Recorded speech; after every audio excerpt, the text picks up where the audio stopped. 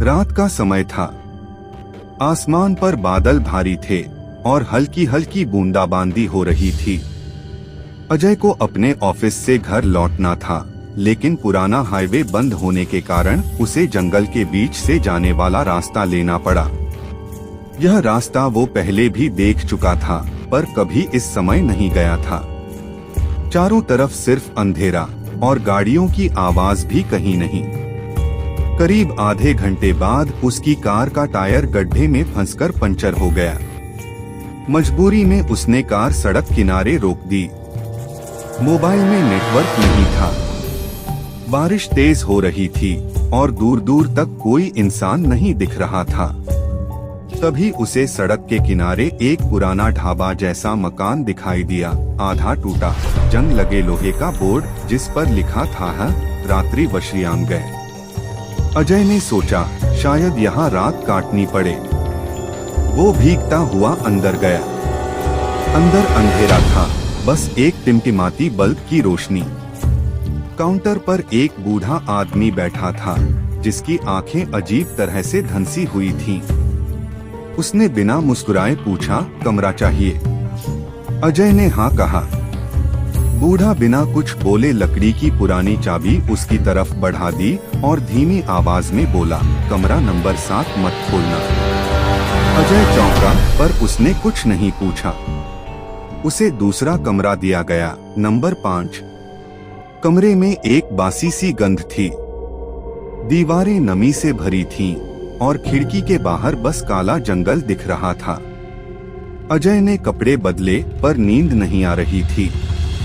बारिश की आवाज के बीच उसे किसी के धीमे धीमे फुसफुसाने की आवाज सुनाई दी। वह आवाज दीवार के उस पार से आ रही थी, कमरे नंबर 7 की तरफ से।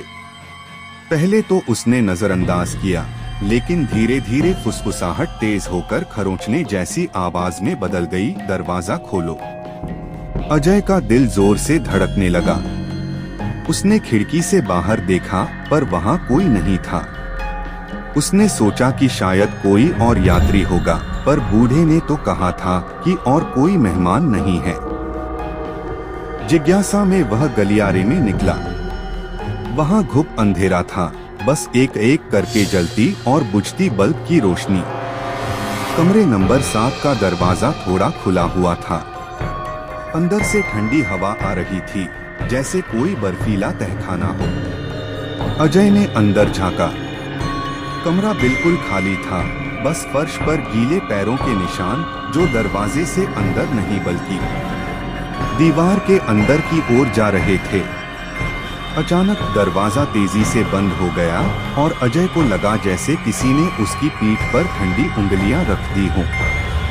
उसने डर के मारे दौड़ लगा दी और अपने कमरे में बंद हो गया। लेकिन डर खत्म नहीं हुआ। आधी रात को उसकी नींद एक जोरदार दस्तक से टूटी।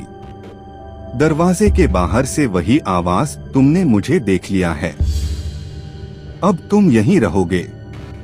उसके कमरे का ताला अपने आप खुलने लगा। अजय ने खिड़की से कूदने की कोशिश की, लेकिन बाहर काली परछाइयां खड़ी थीं, आंखों में लाल चमक, चेहरे बिना नक्श के। दरवाजा खुला। अंदर कोई नहीं था। बस कमरे की दीवार पर पुराने खून से लिखा था, कमरा 7 में आपका स्वागत हो। अगली सुबह बूढ़ा काउंटर पर बैठा था, जैसे कुछ हुआ ही न हो। एक यात्री आया और पूछा, कोई कमरा मिलेगा? बूढ़ा बिना भाव बदले बोला, कमरा चाहिए। कमरा नंबर 7 मत खोलना। काउंटर के पीछे टंगी दीवार पर एक धुंधली तस्वीर थी। उसमें अजय मुस्कुरा रहा था, लेकिन उसकी आंखें बिल्कुल काली थीं।